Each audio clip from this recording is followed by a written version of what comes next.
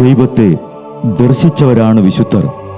ആ വിശുദ്ധരോടൊപ്പം മാലാഖമാരുമായി സ്വർഗീയ ആനന്ദത്തിൽ ആയിരിക്കുന്ന ഞങ്ങളുടെ വാത്സല്യനിധിയായ അമ്മ ത്രേസ്യാളിൻ്റെയും പ്രിയ സഹോദരങ്ങളായ മണിദാസിൻ്റെയും ബ്രൈറ്റിൻ്റെയും പാവന സ്മരണയ്ക്ക് മുൻപിൽ ബ്രൈറ്റ് ഗ്രൂപ്പ് ഓഫ് അക്കാഡമീസ് പ്രാർത്ഥനാപൂർവം സമർപ്പിക്കുന്നു ഇന്നത്തെ വിശുദ്ധർ.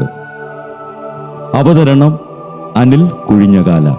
ആശയം മുത്തയ്യൻ ആൻഡ് സെലിൻ പ്രിയ.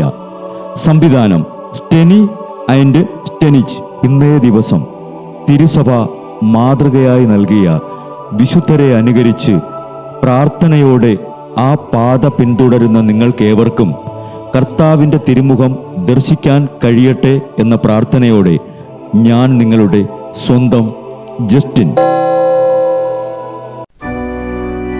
ഇന്ന് ഫെബ്രുവരി 15 വിശുദ്ധ ഫൗസ്തീനൂസിന്റെ തിരുനാൾ.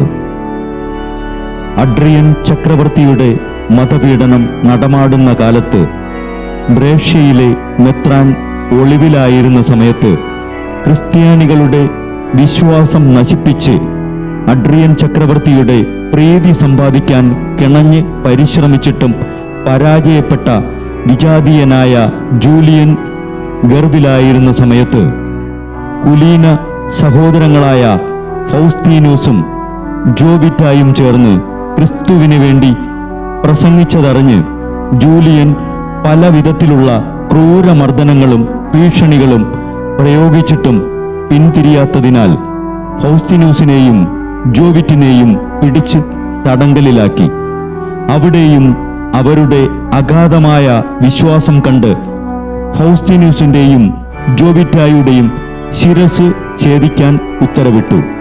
അങ്ങനെ ആ സഹോദരങ്ങൾ 121 നൂറ്റാണ്ടിൽ ക്രിസ്തുവിന് വേണ്ടി രക്തസാക്ഷിത്വ മകുടം ചൂടി.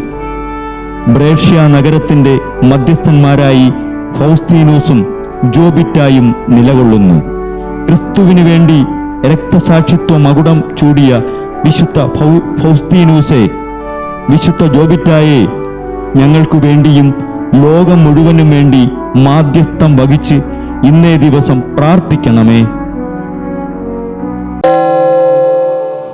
ബ്രൈറ്റ് കുടുംബത്തിൽ നിന്നും കർത്താവ് തൻ്റെ മുന്തിരിത്തോപ്പിലേക്ക് വിളിച്ച് പൗരോഹിത്യം നൽകി അനുഗ്രഹിച്ച റവറൻ ഫാദർ ബിൽ ബ്രൈറ്റും സന്യാസത്തിലേക്ക് വിളിച്ച് അനുഗ്രഹിച്ച് മണവാട്ടിയാക്കിയ സിസ്റ്റർ മരിയ ജോസും വിശുദ്ധരെ അനുകരിച്ച് ഇവിടെ ഈ ഭൂമിയിൽ ആത്മാക്കളെ നേടാനായി ഇരുൾ വീണ താഴ്വരയിലൂടെ നടക്കുമ്പോഴും പൈശാചിക ശക്തികൾ വിടാതെ പിന്തുടർന്ന് പീഡിപ്പിക്കുമ്പോഴും മരണം നിഴലായി കൂടെ നടക്കുമ്പോഴും ദിവ്യകാരുണ്യം എപ്പോഴും ആത്മാവിന് കരുത്തേകും പോലെ തിരുവചനമെന്നും പാതയിൽ വിളക്കായി ജ്വലിച്ച് ആ ജ്വാലയിൽ അനേകായിരം ആത്മാക്കളെ നേടിയെടുക്കാൻ സകല വിശുദ്ധരെ, മാലാഖമാരെ, ഇവർക്കു വേണ്ടി എപ്പോഴും കർത്താവിനോട് മാധ്യസ്ഥം വഹിച്ച് പ്രാർത്ഥിക്കണമേ.